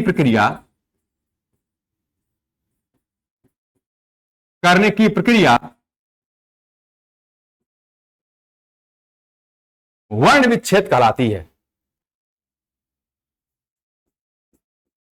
वर्ण विच्छेद कहलाती है। वर्ण विच्छेद कहलाती है। ठीक है, मैंने कहा दोस्तों कि स्वर वर्ण और व्यंजन वर्णों को अलग अलग करने की जो प्रक्रिया होती है इसे हम लोग वर्ण विच्छेद कहते हैं। जैसे एक एग्जांपल के तौर पर हम देखते हैं, जैसे मान लीजिए मैंने कहा, जैसे हमने कहा ये क है आपका, ये क है, ये वर्ण विच्छेद हमने नहीं किया इसको, बेसिकली ये स्वर युक्त है, इसमें स्वर आपका जुड़ा हुआ है। लेकिन अगर हम लोग इसको वर्ण विच्छेद करते हैं तो हम कहेंगे कि स्वर वर्ण और व्यंजन वर्ण को अलग अलग कर दीजिए। जैसे ये रहा आपका क और इसको हम स्वर वर्ण को अलग करते हैं, अ को अलग कर दिए, ये हो गया आपका वर्ण विच्छेद। इसी को हम लोग कहते हैं वर्ण विच्छेद। ये आपका वर्ण विच्छेद हो गया, वर्ण विच्छेद होता है। अब समझिए कि आखिर स्वर वर्ण और व्यंजन वर्ण अलग अलग कैसे होते हैं। आप किसी किताब को जब उठा करके देखेंगे तो उसमें अगर आपको क्वेश्चन दिया होगा कि जरा बताइए कि कमल में कितने वर्ण हैं, समझिए बात को, आपसे अगर पूछ दिया कि जरा बताइए कि कमल में कितने वर्ण हैं, कमल, आपसे पूछा गया जरा बताइए कि कमल में कितने वर्ण हैं, तो उसने आपको पता क्या किया होगा, एकदम एग्जैक्ट आपको वर्ड गिन करके बताया होगा, एकदम एग्जैक्ट वर्ण। कैसे? उसने ये कहा होगा कि भैया कमल जो है ना, आपको एक वर्ण यहां पर दिख रहा है क, ये अक्षर है, वर्ण नहीं है, एक दिख रहा है म और एक दिख रहा है आपको ल, ये तीन अक्षर यहां पर दिख रहे हैं, कमल। समझिए बात को, ये क जो है दोस्तों प्यारे साथियों, ये क, ठीक, स्वर वर्ण और व्यंजन वर्णों को तोड़िए और धन अ। इसी प्रकार से जब हम लोग म की बात करते हैं तो म आपका हो जाएगा म योग अ। इसी प्रकार से प्यारे साथियों जब हम लोग ल की बात करते हैं, ल की बात करते हैं तो हम कहते हैं ल योग अ, ल योग अ। अब यहां पर समझने का प्रयास आपको करना है। अगर मैं आपसे यह पूछ दूं कि प्यारे साथियों इसमें वर्णों की संख्या कितनी है, पहला क्वेश्चन इसके अंतर्गत जो पहला क्वेश्चन आपसे पूछा जा रहा है वो ये है कि कुल वर्ण कितने हैं, कुल वर्ण कितने हैं। तो आप सीधा सा काम करेंगे, टोटल को गिन लेंगे, क्योंकि स्वर वर्ण हो या व्यंजन वर्ण हो ये दोनों आपको वर्णों में गिने जाते हैं। तो आप कहेंगे कि सर 1 2 3 4 5 6, यहां पर ल पर हलचिंद का प्रयोग होगा भाई, 5 6, यानी कुल मिलाकर के इसमें वर्णों की जो संख्या हुई ये 6 हो गई। तो कुल वर्ण कितने, आप कहेंगे कि 6 वर्ण हो गए इसमें। ये क्लियर हो गया। चलिए हम आपसे अगर दूसरा क्वेश्चन पूछते हैं कि कुल स्वर वर्ण कितने, स्वर वर्ण कितने होंगे। आपको किताब में बेसिकली ये बात केवल दिया होगा कि कुल वर्णों की संख्या कितनी होती है, लेकिन हम सारी चीजों की चर्चा यहां पर कर देते हैं। कुल स्वर वर्ण कितने होंगे, तो आप कहेंगे कि सर स्वर वर्ण जो होते हैं हम स्वरों को गिन लें तो हमें ये बात पता चल जाएगा। तो ये तो व्यंजन है आपका, ये नहीं होगा। और आपका स्वर है 1, और आपका स्वर है 2, और आपका स्वर है 3, यानी कुल मिलाकर के 3 स्वर हैं। तो स्वर वर्ण कितने, 3। देखिए हम यहां पर जब वर्णों की बात किए हैं कुल वर्ण कितने हैं, तो हमने वर्ण में भी अ को गिना है। वैसे तो है ही आपका स्वर वर्ण 3 हो गया। अच्छा तीसरा अभी बताता हूं आपको, कुल व्यंजन वर्ण, कुल व्यंजन वर्ण कितने, तो आप कहेंगे कुल व्यंजन वर्ण जो होंगे वो गिन लेते हैं। 1, फिर आपका ये तो स्वर है 2, फिर आपका यहां पर है 3, यानी व्यंजन वर्णों की संख्या कुल मिलाकर के 3 हो गई। और एक बात और, चौथा, कुल अक्षर कितने हैं, अक्षर कितने हैं। तो मेरे साथियों एक बात ध्यान रखेंगे, एक बात ध्यान में रखेंगे कि किसी भी शब्द में जितने स्वर वर्ण होते हैं उतने ही अक्षर होते हैं। किसी भी शब्द में जितने स्वर वर्ण होते हैं उतने ही अक्षर होते हैं। ऐसा मैं क्यों बोल रहा हूं, क्योंकि जितने स्वर होंगे वो किसी वर्ण के साथ सम्मिलित होंगे, यानी लगे होंगे, वो उसके साथ लगे होंगे। और जिन वर्णों के साथ, जिन व्यंजन वर्णों के साथ ये स्वर वर्ण लगे होंगे, सिर्फ उन्हीं की अक्षरों में गणना होती है और बाकी किसी की अक्षरों में गणना नहीं होगी, बाकी वर्ण में आ जाएंगे। इसलिए हम कह सकते हैं कि कुल अक्षरों की संख्या 3 है, क्योंकि स्वर वर्णों की संख्या 3 है। आप वैसे भी गिन सकते हैं अक्षर, आप कहेंगे एक अक्षर ये, दूसरा अक्षर ये और तीसरा अक्षर ये, यानी 3 अक्षर हैं। वैसे आपसे कोई पूछे कि कमल में कितने अक्षर, आप कहेंगे 3 अक्षर होता है, 1 2 3। ये बातें स्पष्ट हैं। तो मैंने सीधा कह दिया कि जितने स्वर वर्ण होते हैं उतने ही अक्षर होते हैं। उम्मीद करता हूं कि यह क्वेश्चन आपको समझ में आया होगा। इसी प्रकार से हम कुछ और भी वर्ण विच्छेद को देखते हैं। आइए हम एक शब्द लेते हैं प्रेम। एक शब्द है आपका प्रेम। अगर आपसे यह पूछ दिया जाए कि भाई प्रेम में,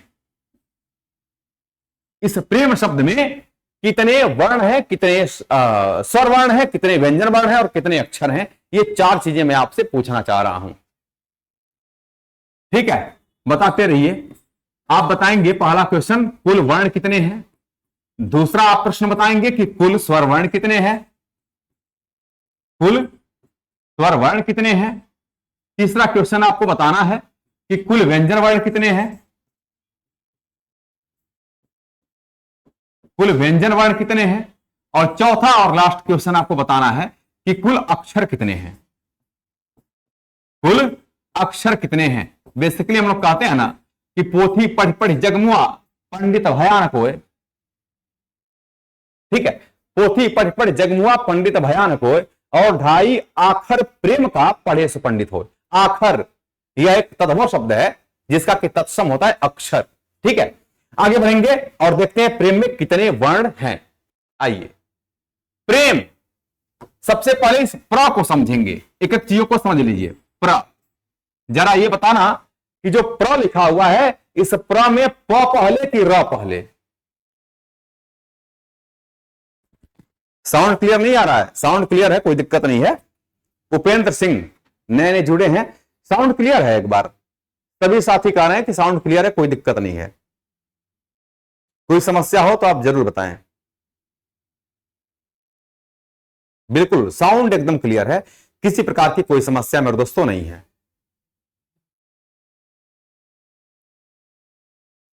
5 2। अच्छा, देखते हैं कितने अक्षर कितने वर्ण होंगे। साथियों यहां पर प्र की अगर हम बात करें, प्र तो प और र के योग से बना है। जैसे हम कहते हैं ना पर, पर, आप समझिए बात को। जैसे हम कहते हैं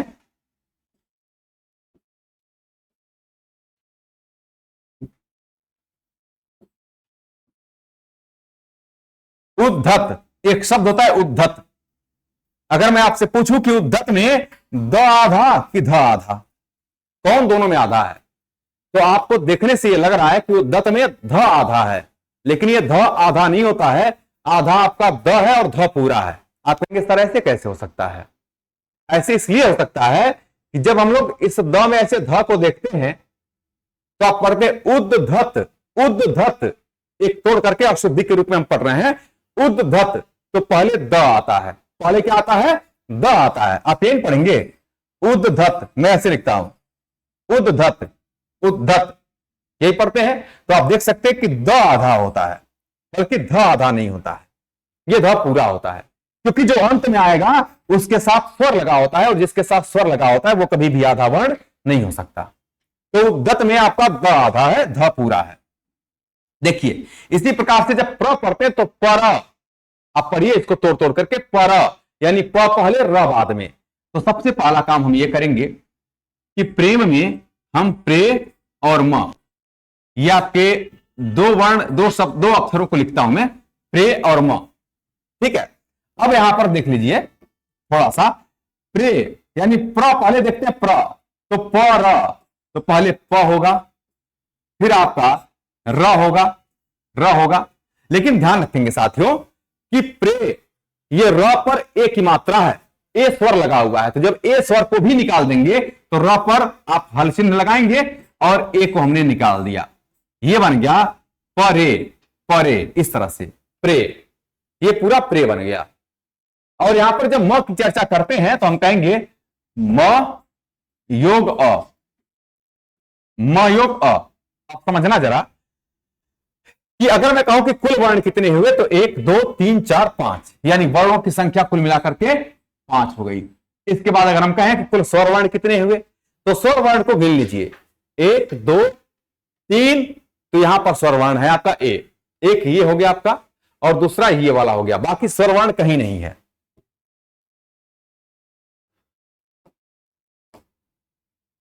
एक ये हुआ और दूसरा ये हुआ, बाकी स्वर वर्ण आपका कहीं नहीं है, तो 2 स्वर वर्ण हो गए आपके, कितने, 2 स्वर वर्ण हो गए।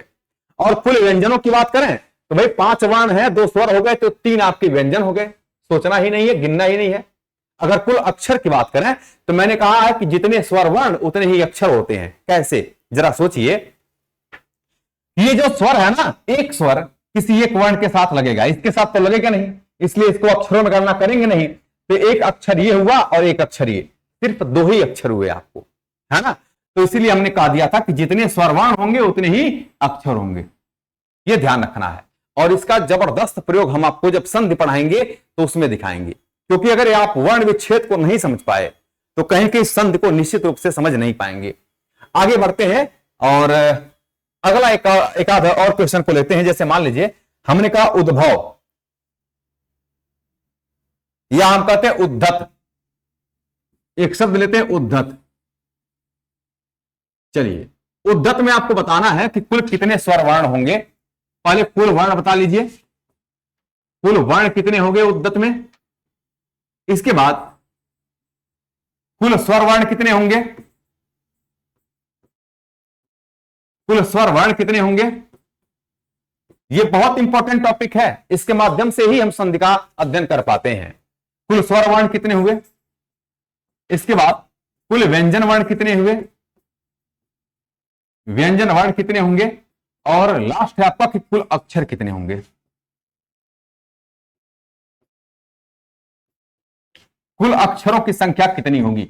चलिए आगे बताते हैं हम लोग। उद्धत की जब साथियों बात करते हैं तो आप देख सकते हैं उद्धत, ये ऊ है, तो ऊ तो अपने आप में खुद ही वर्ण हो गया, कोई समस्या नहीं है। उद्धत, उद्धत, तो पहले द की पहले ध, आप कहेंगे पहले द आ रहा है बोलने में, तो पहले द होगा, उद फिर धत, तो ध होगा, इसके बाद ध होगा, और ध तो ये आपका स्वर युक्त है, तो जब स्वर को यहां से निकालेंगे, अ ही स्वर लगा है, बाकी कोई मात्रा तो है नहीं, अ स्वर लगा है, तो जब अ को निकालेंगे तो आपका अ इधर आ जाएगा, ठीक है। उद धत, और त का आप वर्ण विच्छेद करेंगे तो जाएगा त योग अ। तो आप यहां पर देख पा रहे होंगे कि वर्णों की संख्या 1 2 3 4 5 6, यानी कुल मिलाकर के अगर वर्णों की बात करें तो कुल आपके 6 वर्ण हो जाएंगे, ठीक है। कितने वर्ण हो जाएंगे, तो आप कहेंगे प्यारे साथियों 6 वर्ण हो गए। अगर हम लोग यहां पर बात करते हैं कुल स्वर वर्णों की संख्या कितनी होगी, तो जो स्वर वर्ण होता है आपका वो देखिए, एक स्वर वर्ण ये, दूसरा स्वर वर्ण ये हो गया, तीसरा स्वर वर्ण ये हो गया, तो 3 आपके स्वर वर्ण हो जाएंगे, ये आपका 3 स्वर वर्ण हो जाएगा। अगर हम लोग व्यंजन वर्ण की बात करते हैं तो आप कहेंगे एक व्यंजन वर्ण ये, ठीक है, एक व्यंजन वर्ण ये, दूसरा आपका ये, और तीसरा व्यंजन वर्ण ये हो जाएगा आपका, ठीक है। तो 3 व्यंजन वर्ण हो गए।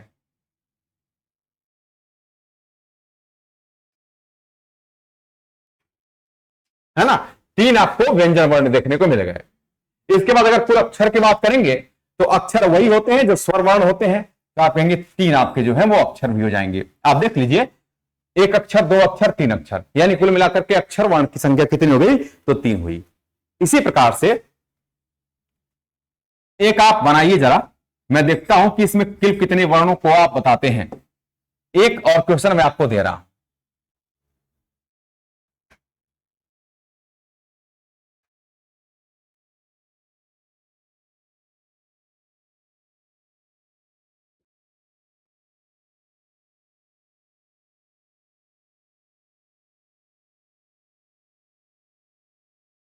अनुष्ठान, ठीक है। अनुष्ठान में आपको बताना है कि कुल वर्ण कितने हैं। देखता हूं कितने लोगों के आंसर सही आते हैं। अगर आपने कुल वर्णों को निकाल लिया, वर्ण विच्छेद कर दिया, वैसे मैं आपको इजली तरीके से सिर्फ ओरली बता दूंगा, मैं आपको मौखिक रूप से इसको बता दूंगा कि कितने वर्ण होंगे, लेकिन अभी हम आपको थोड़ा सा सिखा रहे थे।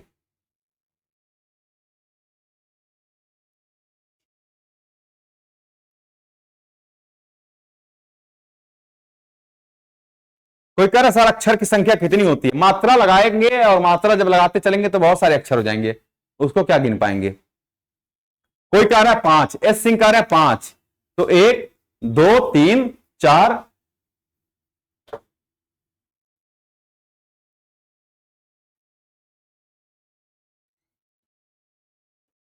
बोलिए yes, good, very good. Answer बहुत अच्छा है पूजा जी के, आंसर पूजा जी के 8 आ रहा है। और किसके आंसर 8 आ रहा है भाई? 8। प्रियंका गुप्ता के आंसर 8 आ रहा है। इसका मतलब है कि लग रहा है सचिन राज, इनके भी उत्तर 8 आए हैं। बहुत बढ़िया, यानी हमें लग गया कि कहीं कहीं आपको चीजें समझ में आ रही है। अंशु झा 8 आंसर है, सचिन राज के 8 आंसर आ रहे हैं, अनुप्रिया जी के 8 आंसर आ रहे हैं। वर्णों की संख्या मेरे साथियों 8 हो गई। मेरे प्यारे साथियों, हम आपको पिछले प्रश्नों पर आते हैं। यहां पर मैं आपको चर्चा कराता हूं फिर एक बार कमल की। समझिए बात को, बस यहां पर रुक जाइए, 1 मिनट रुक जाइए। हम आपको 4 नहीं होगा, समझिए। यहां पर हम आपको सबसे पहले इस वर्ड की चर्चा करते हैं। आप कहेंगे सर पीछे क्यों? देखिए, जब हमें ये स्किल डेवलप हो गई कि हम किस तरह से तोड़ रहे हैं, क्या कैसे होती है, तो ओरली आप आंसर कर सकते हैं। वो कैसे कर सकते हैं, आइए इन चीजों को हम लोग देखते हैं। हम कहते हैं कमल, कमल बोलते हैं। आप सोचिए ये क है, इसके साथ अ स्वर जुड़ा है, तो अगर अ स्वर जुड़ा है तो 2 वर्ण यहां से निकल गए। मां 2 वर्ण यहां से निकले और 2 वर्ण यहां से, तुरंत बताएंगे 6 वर्ण हो गए। कितने? 6 वर्ण हुए। Correct answer 6। इसी प्रकार से एक स्वर इसमें लगा है, एक स्वर इसमें लगा है, एक स्वर इसमें लगा है, 3 जगह स्वर लगे हुए हैं, तो 3 स्वर हो जाएंगे आपके, यानी स्वर वर्णों की संख्या 3। कुल वर्ण 6, स्वर वर्ण 3, तो व्यंजन वर्णों की संख्या भी 3 होगी और अक्षरों की संख्या भी 3 होगी। आइए आंसर हम दूसरे का देखते हैं। जैसे प्रेम की बात करते हैं, समझते हुए चलिए। प्रेम, प और र, ये 2 वर्ण आपस में एक साथ जुड़े हुए हैं, ये संयुक्त वर्ण कहे जाते हैं। मेरे साथियों 2 वर्ण आपके जुड़े हुए ये तो ठीक है, लेकिन जरा सोचिए कि एक आपका स्वर भी जुड़ा हुआ है ना इसके साथ, तो एक वर्ण और जुड़ा है, यानी 3 वर्ण यहां से हो गए आपके। इसी प्रकार थिंकिंग लगाकर सोचना है, ओरली करना है यार। जीवन में कंपटीशन देने जा रहे हैं तो हम इतनी बातों को अगर वहां पर लिखेंगे, हो गया काम। ये हमारी समझने वाली स्किल है, और ये वाली जो थिंकिंग है वो हमारी पेपर को सॉल्व करने वाली थिंकिंग है। हमने कहा पर, ये प और र, ये 2 वर्ण आपस में जुड़े हैं, तो 2 वर्ण प और र, ये 2 वर्ण तो ये हो गए, और एक आपका स्वर जुड़ा हुआ है, तो 3 वर्ण यहां से निकल गए। म एक वर्ण है और इसके साथ अस्वर लगा है, तो 2 वर्ण यहां से, तो 3 2 5 वर्ण हो गए टोटल। एक स्वर इसके साथ, एक स्वर इसके साथ लगा हुआ है, 2 स्वर लगे हुए हैं, तो स्वर वर्णों की संख्या 2, 5 वर्ण कुल मिलाकर के स्वर वर्ण 2, तो व्यंजन वर्ण 3 हो जाएंगे। इस प्रकार अक्षर भी 2 हो जाएगा। आगे बढ़ते हैं, अगला क्वेश्चन। ये सभी आप सॉल्व कर पा रहे होंगे। उद्दत, हम कहते हैं भाई उद्दत में क्या है ना कि एक ये स्वर है, इसके अंत में कोई स्वर नहीं आएगा, वो अपने आप में खुद ही स्वर है, तो एक वर्ण ये, 2 वर्ण इसके साथ, क्योंकि द और ध, एक वर्ण द एक वर्ण ध, तो द ध, और इसके साथ अ स्वर लगा रही है। स्वर को कभी भी छोड़ेंगे नहीं, उसकी गणना हमेशा होगी। ये 2 होंगे तब भी एक ही स्वर होगा, एक साथ संयुक्त वर्ण है तब भी एक ही स्वर लगेगा, अगर एक ही वर्ण है तो भी एक ही स्वर लगेगा, अक्षर मतलब। तो एक वर्ण 2, एक 3 वर्ण यहां से और 2 वर्ण यहां से, तो 1 3 1 4 और 4 2 6, यानी कुल मिलाकर के 6 वर्ण यहां पर हो गए। अगर हम स्वरों की बात करते हैं तो स्वर की बात करेंगे तो एक स्वर यहां पर लगेगा, एक स्वर इसके साथ और एक स्वर इसके साथ, 3 स्वर हो गए। कितने स्वर? 3 स्वर। कुल वर्ण 6, 3 स्वर हो गए, तो व्यंजन वर्ण 3, अक्षर भी 3।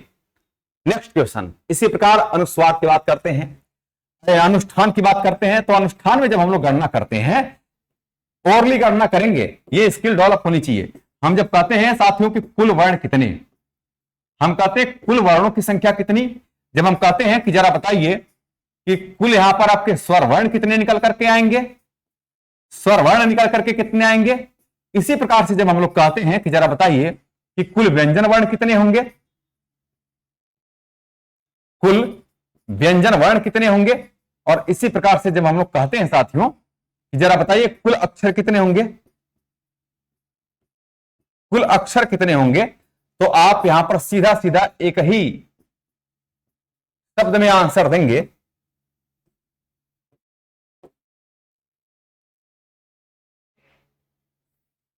ठीक है, एक ही शब्द में आंसर देंगे कि भाई अनुष्ठान में कुल वर्ण कितने, एक वर्ण तो ये हो गया अ, इसमें दो नहीं गिनेंगे क्योंकि ये स्वर है।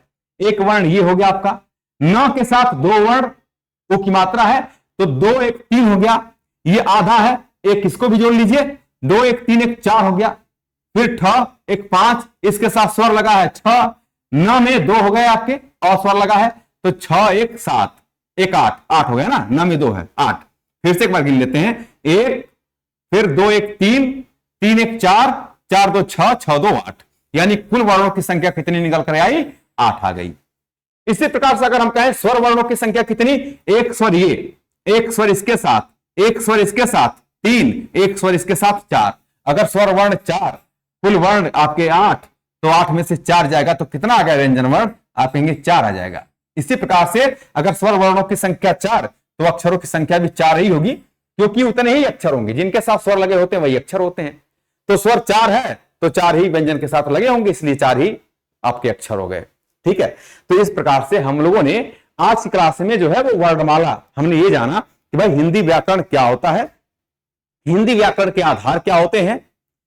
इसके बाद हमने वर्णमाला समझा कि वर्णमाला किसे कहते हैं। उसके बाद हम लोगों ने वर्ण समझा, अक्षर समझा, और इसके साथ ही साथ हम लोगों ने वर्ण विच्छेद का अध्ययन किया। मतलब हम लोगों ने आज वर्णमाला की बेसिक चीजों का अध्ययन किया है। आप जरूर बताएंगे कि भाई कोई ऐसा हो जिसको समझ में नहीं आया हो, या कोई ऐसा हो जिसको समझ में अच्छी तरह से आया है। एक बार कमेंट बॉक्स में जरूर कमेंट लिख करके भेजें, और समझ में कहां नहीं आया आप जरूर बताएं। बोलिए, एक बार कमेंट बॉक्स में सभी लोग उत्तर बताएं, जरूर बताएं। सर वर्ण का आधा, देखिए वर्ण कभी भी आधा नहीं होता है। अरे क्षमा चाहता हूं मैं, कभी भी आधा अक्षर नहीं होता है। बहुत अच्छी बात आपने पूछा है, अक्षर कभी आधा नहीं होता। अगर आधा अक्षर होता तो ये कहा गया ना कि 2.5 अक्षर प्रेम का, यानी 2.5 अक्षर प्रेम का पढ़े सो पंडित हो। तो इसमें 2.5 अक्षर प्रेम का, ऐसा नहीं है। प्रेम में केवल 2 अक्षर होते हैं। कितने अक्षर होते हैं, 2 अक्षर ही होते हैं प्रेम में, 2.5 अक्षर नहीं होता है, आधा अक्षर नहीं होता है। वो बोलने के लिए हम लोग अपने समझने के उद्देश्य से बोल देते हैं कि आधा वर्ण ये हो गया, आधा वर्ण ये हो गया, आधा अक्षर ये हुआ, आधा अक्षर ये हुआ, लेकिन कभी भी अक्षर आपके आधे नहीं होते हैं। नेक्स्ट क्वेश्चन, कोई प्रॉब्लम नहीं है। करुणा सानी, इनका कहना है आप बहुत अच्छे से पढ़ाए हैं।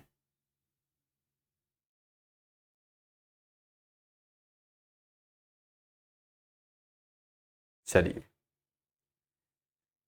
साथियों, तो आज के लिए इतना ही रखेंगे। इसके बाद हमारी मुलाकात आपसे दिवाली के बाद होगी। और दिवाली बहुत अच्छे से मनाइएगा। जीवन में साल भर में एक ऐसे त्योहार हैं, 1-2 ऐसे त्योहार होते हैं जो हमारे जीवन में आते रहते हैं। ऐसा थोड़ी नहीं कि वर्ष भर में हम हमेशा त्योहार मनाते हैं, और ऐसा भी नहीं है कि नहीं हम त्योहार, कुछ लोग ऐसा दिमाग में होता नहीं सिलेक्शन पाएंगे तब मनाएंगे। कोई काम सोच समझ के नहीं होता है। जीवन में कभी ऐसा नहीं है कि आपको ये काम जो है आप कहेंगे कि नहीं अच्छा दिन आएगा तब मनाएंगे। अच्छे दिन कभी नहीं आएंगे, क्योंकि वर्तमान सरकार अच्छे दिन बहुत आने का प्रयास की, लेकिन हम लोगों का दिन अच्छा नहीं रहा। अच्छे सब कुछ रहा है, लेकिन युवा जो नौकरी नहीं पाया उसके लिए तो अच्छा दिन नहीं है। तो हमारे अच्छे दिन इस प्रतीक्षा में कभी नहीं बैठना चाहिए। आपको हमेशा किसी भी अवसर का लाभ अवश्य उठाना चाहिए। मेरा कहने का सेंस ये है कि दिवाली आपके सामने है, आप बहुत अच्छे से एकदम हर्षोल्लास के साथ दिवाली मनाइएगा, बेहतरीन तरीके से मनाइएगा, अच्छी तरह से मनाइएगा। एक अच्छा त्योहार है, आपके जीवन में आता है। कोई भी त्योहार होता है, चाहे होली, दिवाली, ईद, बकरीद, कुछ भी हो, तो ये त्योहार आते हैं वो आपके जीवन में खुशियों के लिए आते हैं। एक आध दिन हमें मौका मिलता है मनाने का, तो भरपूर एंजॉय के साथ जरूर मनाइएगा। दिवाली की ढेर सारी शुभकामनाएं। बहुत बहुत धन्यवाद। Thank you very much.